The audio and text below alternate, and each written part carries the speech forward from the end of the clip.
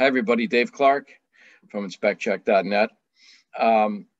Today's training, I think, is going to be interesting to some, and I'm sure some of you have seen this before, but this happened a while back, and it was the first time I saw it. And coming from the area I come from, and I'll explain more about that later, I was surprised that that's the first time I saw it, and I think it's something that's a great thing to have. So I go down into the basement, and there's a furnace there, and I see, I'm going to share my screen with you, and I see this. Okay, and it's pretty obvious. Okay, so let's take a look at what we've got here, and I will mark it up in red today. So this is the intake, okay?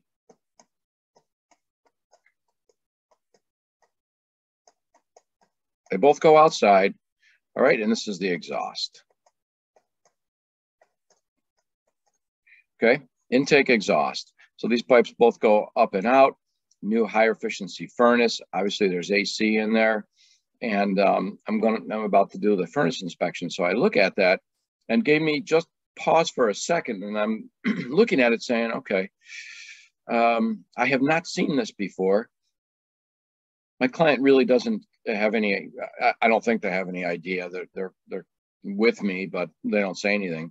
But so then I look at the configuration, and then I can see inside here. So let me show you what it looks like from the inside. And here it is.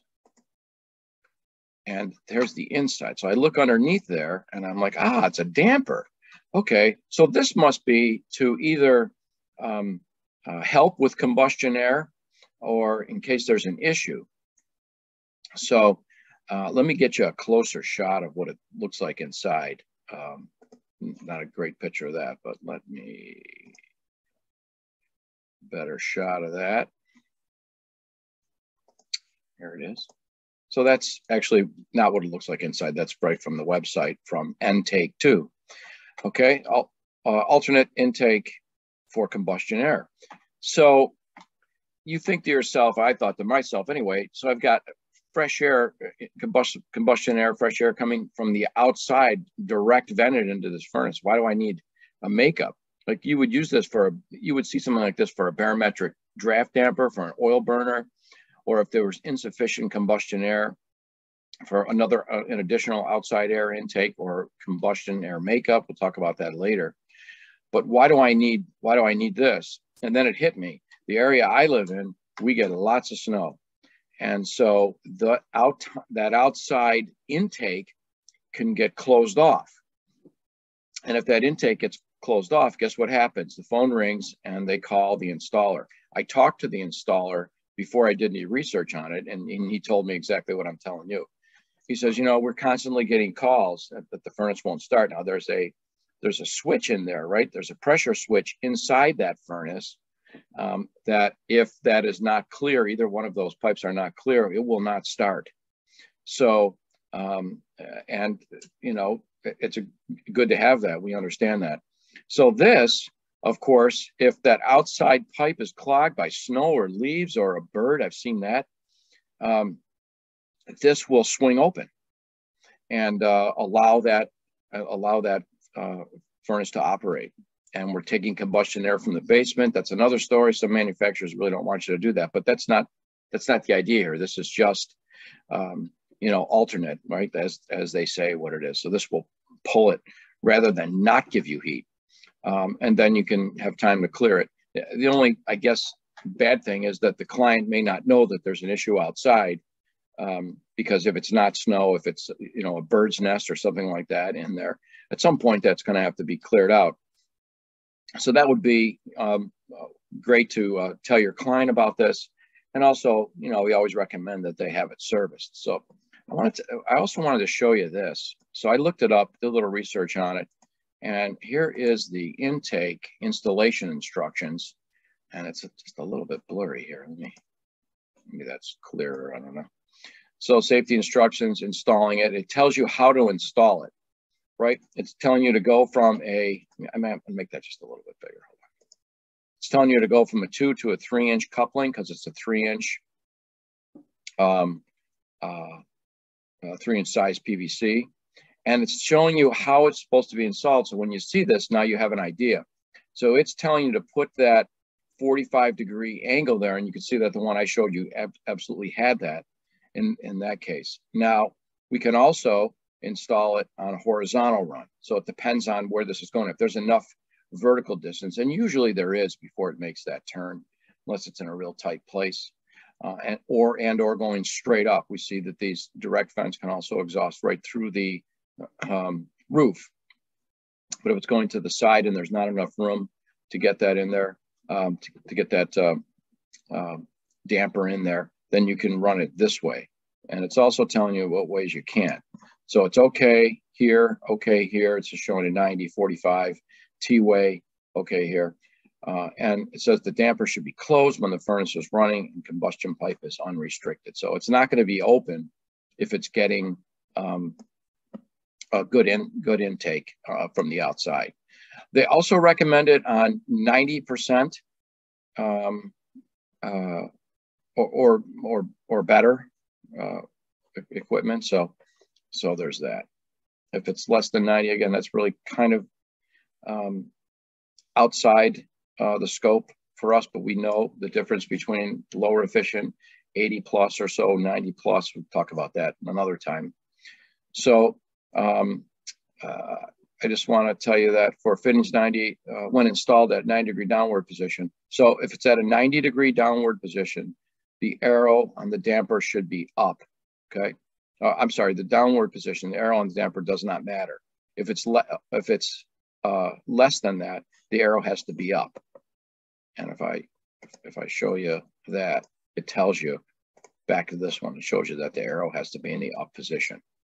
Okay, that's 90 degrees, again, according to their own manual.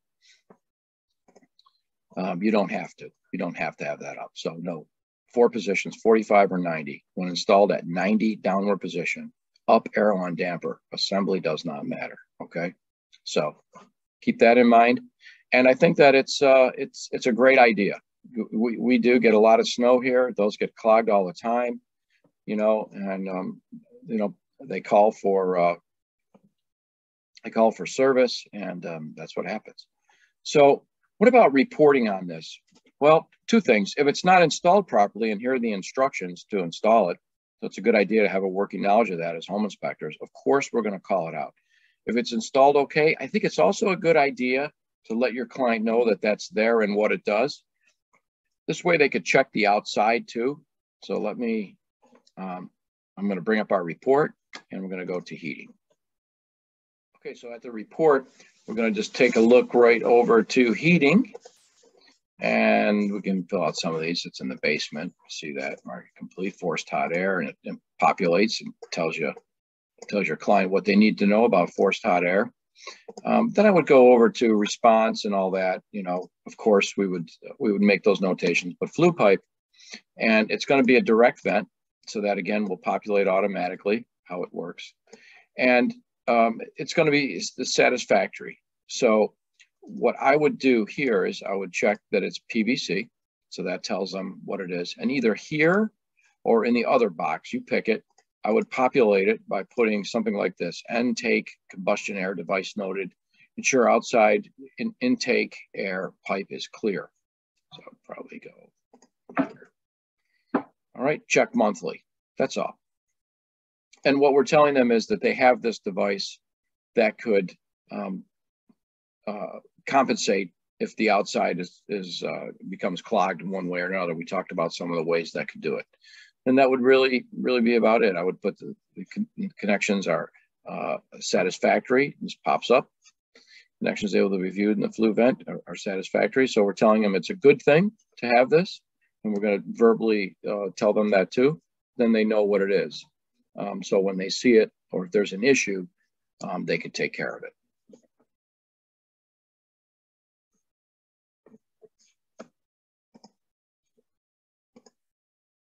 Well, I know some of you have seen these, and now you have an idea of how they're supposed to be installed. wasn't difficult to figure out why it was there and what it did, but I wasn't sure if it was installed properly. The up arrow helps, of course, but I always like looking at the manufacturer recommendation for things like that. You can't go wrong. Sometimes the installers maybe cut corners, but the installation, the manufacturer's installation sheet, that's the best way to go. I read those all the time because that's the people building it. They're the ones that know how it's supposed to be done. So I hope you like this, and maybe some of you saw something you haven't seen, especially maybe down in the warmer climates. Please subscribe to our channel, and we'll be able to send you these videos. You'll be the first one to get them when they come out. We also have some other great videos right here on the YouTube channel about building your business, things you can do to increase your bottom line and help out other ways with your business. For our InspectCheck users, of course, there's plenty of tutorials here for using InspectCheck. And thanks for watching, and we'll see you next time.